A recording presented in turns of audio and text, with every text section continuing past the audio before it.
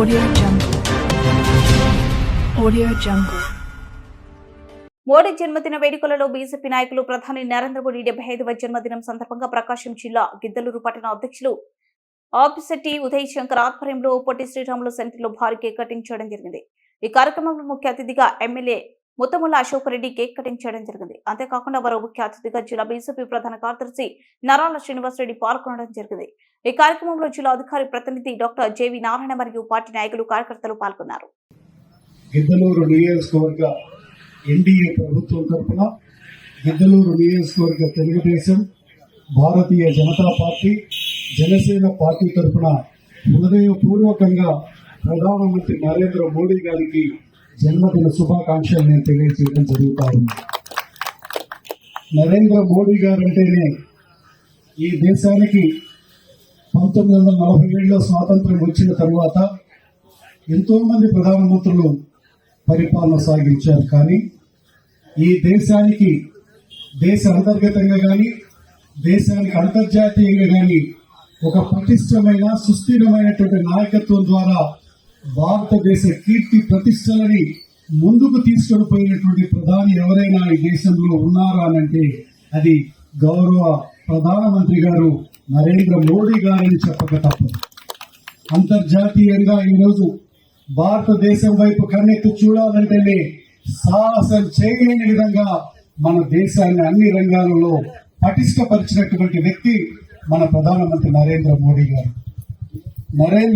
ఈ రోజుకి ఒక చాలా ప్రాధాన్యత కూడా ఉంది.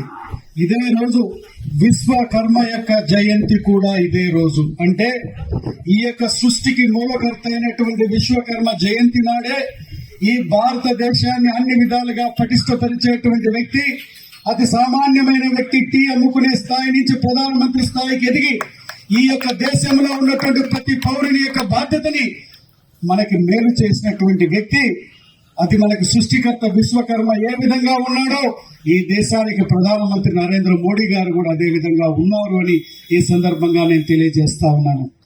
ఈ దేశంలో 17 బీసీ కులాలకు ఉపయోగపడే విధంగా స్కీమ్స్ పెట్టినటువంటి వ్యక్తి, ఈ దేశంలో ఏదైతే డాక్టర్ గారు ఇందాక మనకు చెప్పారో, డాక్టర్ జేవి నారాయణ గారు, కరోనాను చూసి ప్రపంచం గజగజ వణుకుతే కరోనాని సమర్థవంతంగా ఎదుర్కొన్నటువంటి వ్యక్తి ఈ దేశంలో ప్రధానిగా ఉన్నటువంటి నరేంద్ర మోడీ గారు.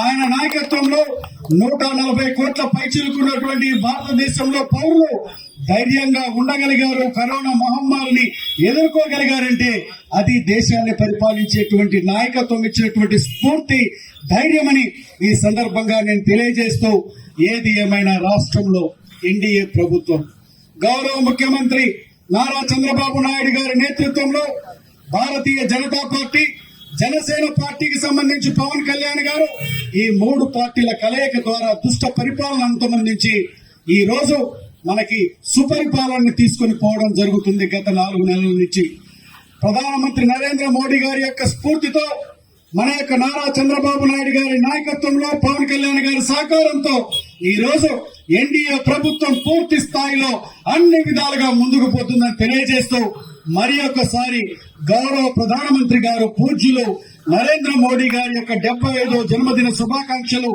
వారికి మన నియోజకవర్గ ఎన్డీఏ ప్రభుత్వం తరఫున, శాసనసభ్యుడిగా, ప్రజల తరఫున